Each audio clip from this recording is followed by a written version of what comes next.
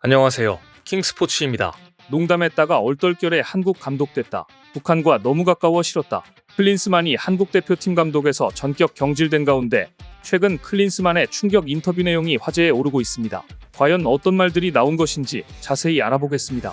대한축구협회는 16일 오전 10시 서울 종로구 축구회관에서 클린스만 감독을 경질한다고 공식적으로 밝혔습니다. 그 전날 축협회의에서 클린스만이 선수단 내 불화가 경기력에 영향을 미쳤다고 진술한 사실이 알려져 여론이 더욱 들끓었고 바로 그 다음날 경질되었습니다. 그런데 클린스만에 이어 함께 한국을 떠난 안드레아스 헤어초크 전 수석 코치도 언론 기고를 통해 손흥민과 이강인의 충돌이 대회 탈락의 직접적 원인이라고 주장하는 등 여진이 이어지고 있습니다. 안드레아스 헤어초크 전 수석 코치는 최근 오스트리아 매체를 통해 카타르 아시안컵 4강 경기 전날 손흥민과 이강인의 다툼이 있었다. 예상치 못한 톱플레이어들의 갈등이었다라며 감정적이었던 두 선수의 몸싸움은 팀 경기력에 영향을 미쳤다라고 폭로했습니다. 역시 클린스만의 오른팔로 통하는 인물로 그 감독의 그 코치답습니다. 클린스만도 한국이 탈락을 선수 탓으로 돌린 데 이어 수석 코치까지 충격적인 인터뷰를 남기며 책임을 회피하는 상황입니다. 클린스만도 대표팀을 떠나기 직전까지 남 탓하느라 굉장히 바빴는데요. 최근 클린스만이 독일에서 한 인터뷰를 보면 더 황당합니다. 클린스만은 감독을 잘린 직후 독일 매체 슈피겔과의 인터뷰에서 경기 측면에서 보면 성공적인 결과였다, 최고였다고 자화자찬 말했다고 하는데요. 이 같은 언론과 통화는 아시안컵 직후 해임 이전에 이뤄진 것으로 보입니다. 앞서 클린스만은 해임이 결정된 지난 16일 인스타그램에 준결승전까지 12개월 동안 13경기 무패의 놀라운 여정이었다, 계속 파이팅이라고 적은 바 있습니다. 슈피겔은 클린스만이 아내와 함께 거주하는 미국 캘리포니아로 돌아갔다며 더 이상 한국 대표팀 감독이 아닌 이유를 설명하는데 아마 어떤 통계나 경기보다 캘리포니아가 더 중요할 것이라고 꼬집었습니다. 클린스만 감독은 2026년 열리는 북중미 월드컵까지 계약되어 있었습니다. 통상적으로 감독의 자진 사퇴가 아니라 축구협회가 감독을 경질할 경우 남은 계약 기간까지의 연봉을 모두 지급해야 하는데요. 클린스만 감독의 연봉은 220만 달러, 하나로 약 29억 원으로 알려져 있습니다. 이에 클린스만 감독과 함께 움직이는 외국인 코치진의 연봉을 더하면 축구협회가 지급해야 하는 위약금은 100억 원에 육박합니다. 이는 올해 축구협회 전체 예산의 5%가 넘는 비용입니다. 바로 이 탓에 클린스만 감독의 위약금을 국민 세금으로 지원한다는 비판이 있습니다. 대한축구협회 손익계산서에 따르면 협회는 지난해 사업 수익으로 1,181억 원을 벌어들였습니다. 보조금 수익은 지원받는 보조금, 목표 수익은 스포츠토토 수익, 후원사 수익은 협회에 후원하는 기업들로부터 받는 비용입니다. 협회의 예산 중 일부는 정부 세금에서 기초한 지원금으로 이루어져 있는 것을 확인할 수 있습니다. 정몽규 대한축구협회장은 자세한 위약금은 변호사와 상의해봐야 한다고 전하며 금전적인 부담이 생긴다면 재정적 기여를 할 수 있는 부분을 고민해보겠다고 말하며 향후 정 회장이 직접 위약금을 부담할 가능성이 있음을 시사하기도 했습니다. 다만 정 회장은 동반 책임론과 사퇴 의사를 묻는 질문에는 완곡한 거부 의사를 나타냈습니다.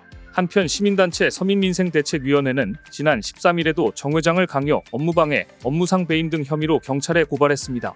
서민위는 정 회장이 협회 관계자들 의견을 무시한 채 클린스만을 임명한 건 강요에 의한 업무방해이며 감독 자질에 대한 국민적이고 심에도 해임을 주저한 건 직무유기라고 주장했는데요.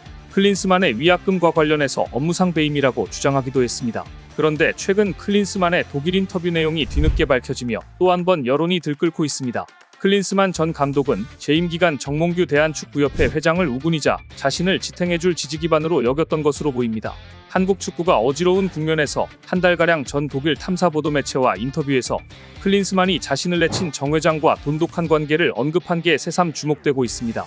아시안컵이 한창이던 지난달 21일 슈피겔이 공개한 심층 인터뷰 기사에는 클린스만이 정 회장을 어떤 존재로 보는지 짐작할 수 있는 대목이 나옵니다.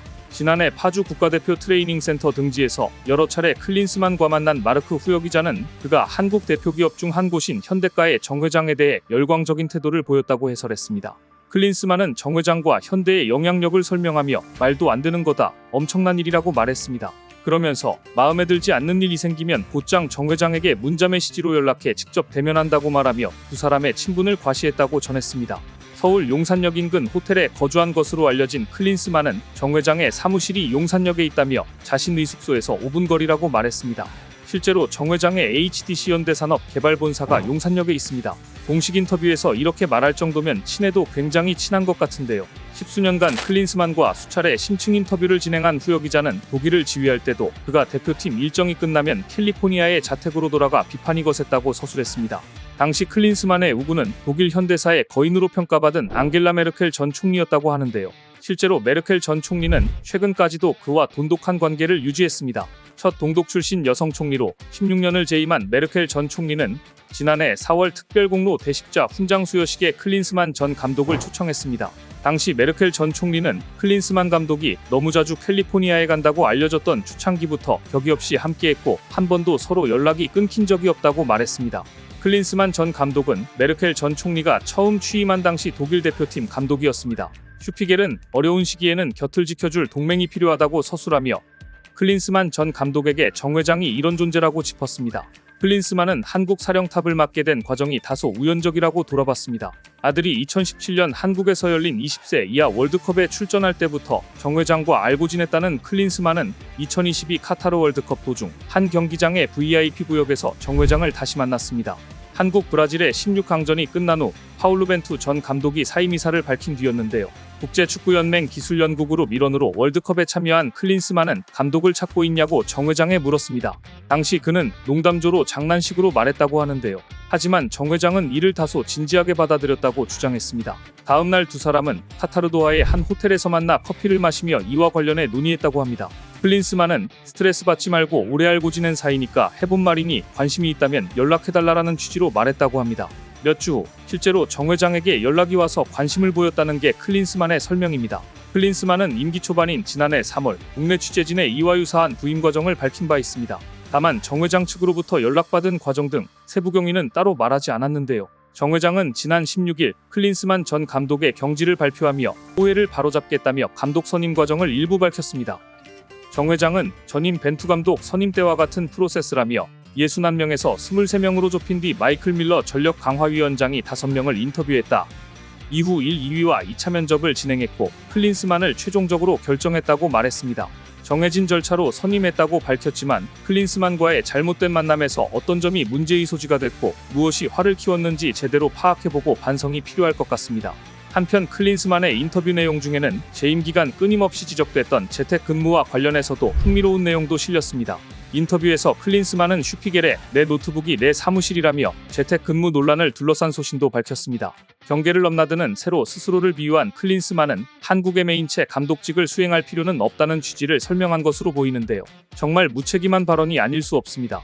또 클린스만은 한국 최고의 선수들도 한국이 아닌 유럽에서 뛰는데 한국이든 어디든 특정한 곳에 머물며 감독으로 일해야 하는지 이해하지 못한다고 밝혔습니다. 클린스만은 자신이 며칠 동안 보이지 않으면 한국 언론들이 어디에 있냐고 묻는다고 했습니다. 그러면서 언론으로부터 압력이 커지면서 축구협회 측에서 연락이와 비행편이 언제냐고 묻는다고 덧붙였습니다.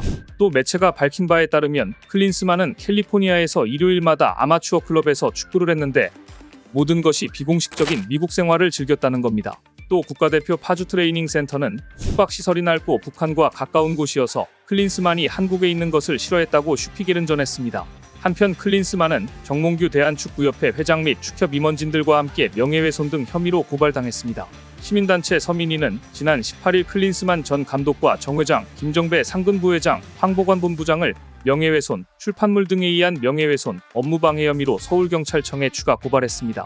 서민이는 아시안컵 준결승전 전날 손흥민과 이강인 선수 사이의 충돌 사태가 영국 대중지를 통해 보도되고 이후 축협이 이례적으로 빠르게 이를 인정함으로써 협회를 향한 비판 여론을 선수들에게 돌리려 한 듯하다면서 이는 아시안컵에서 최선을 다한 선수들과 국민의 명예를 훼손한 것이라고 주장했습니다.